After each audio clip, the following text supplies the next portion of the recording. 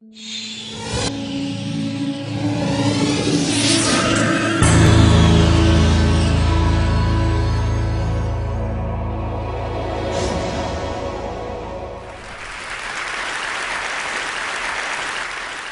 imagine a big explosion as you climb through 3,000 feet. Imagine a plane full of smoke. Imagine an engine going clack, clack, clack, clack, clack, clack, clack. Sounds scary. Well, I had a unique seat that day. I was sitting in 1D. I was the only one who could talk to the flight attendants. So I looked at them right away, and they said, no problem. We probably hit some birds. The pilot had already turned the plane around, and we weren't that far. You could see Manhattan. 2 minutes later, 3 things happen at the same time. The pilot lines up the plane with the Hudson River. It's usually not the route. He turns off the engines. Now imagine being on a plane with no sound. And then he says 3 words, as unemotional 3 words as I've ever heard. He says, brace for impact. I didn't have to talk to the flight attendant anymore. I could see in her eyes, it was terror. Life was over. And I want to share with you 3 things I learned about myself that day. I learned that it all changes in an instant. We have this bucket list, we have these things we want to do in life, and I thought about all the people I wanted to reach out that I didn't, all the fences I wanted to mend, all the experiences I wanted to have and I never did. As I thought about that, later on I came up with a saying, which is, I collect bad wines. Because if the wine is ready and the person is there, I'm opening it. I no longer want to postpone anything in life. And that urgency, that purpose, has really changed my life.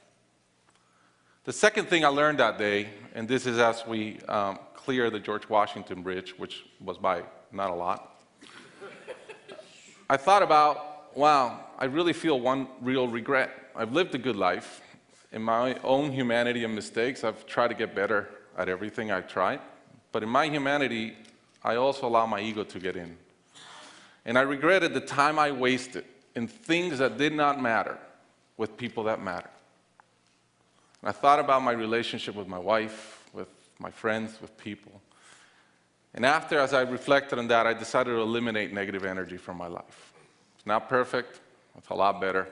I've not had a fight with my wife in 2 years. It feels great. I'm no longer trying to be right. I choose to be happy. The third thing I learned, and this is as your mental clock starts going 15, 14, 13, you can see the water coming. I'm saying, please blow up. Right? I don't want this thing to break in 20 pieces like you've seen in those documentaries. And as we're coming down, I had a sense of, wow, dying is not scary. It's almost like we've been preparing for it our whole lives. But it was very sad. I didn't want to go. I love my life. And that sadness really framed in one thought, which is, I only wish for one thing. I only wish I could see my kids grow up.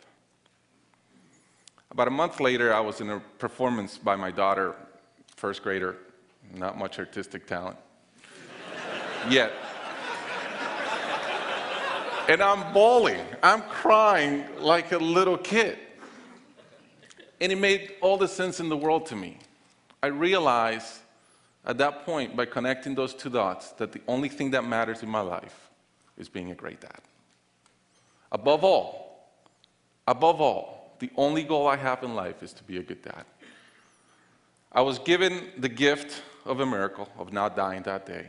I was given another gift, which was to be able to see into the future and come back and live differently. I challenge you guys that are flying today. Imagine the same thing happens on your plane, and please don't. But imagine, and how would you change? What would you get done that you're waiting to get done because you think you'll be here forever? How would you change your relationships and the negative energy in them? And more than anything, are you being the best parent you can? Thank you.